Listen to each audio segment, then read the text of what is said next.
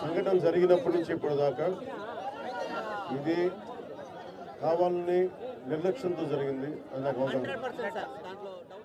అది ఏంటంటే మీకు న్యాయం జరిగేలాగా ముందస్తుగా ఇలాంటి తప్పులు జరిగినప్పుడు ఎవరో ఒకరు బాధ్యత తీసుకోవాలి.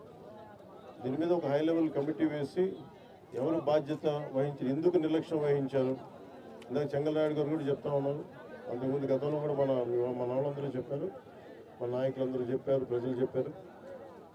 కేవలం ఇసుక తవ్వుకోవడానికి బండ్లు పట్టుకుపోతాయని చెప్పేసి అవి ఆపారు. దాన్ని మీకు వరద సిగ్నల్స్ మీకు ఇవ్వకుండా ఆపారు. మనకి లష్కర్ రామయ్య గారు దీన్ని ముందుండి ఆయన చొరవ వల్ల ఇంకా చాలామంది ప్రాణాలు కాపాడని తెలుసు. అందుకని గుర్తించాను, ఆయనకి సన్మానం చేశాం. అవును, నాకు అవగాహన. ఇది నాకు మీకు మాటిస్తున్నాను, ఇది డిప్యూటీ సీఎం ఆఫీస్ నుంచి ప్రత్యేకించి దీన్ని దృష్టి పెట్టి ఇది నేను పర్యవేక్షిస్తాను. ఉన్నతాధికారుల బృందాన్ని పంపిస్తాను ఒకసారి.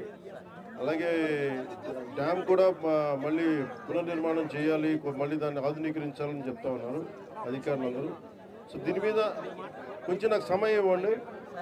మనం వచ్చి 65 రోజులు అవుతుంది అధికారంలోకి.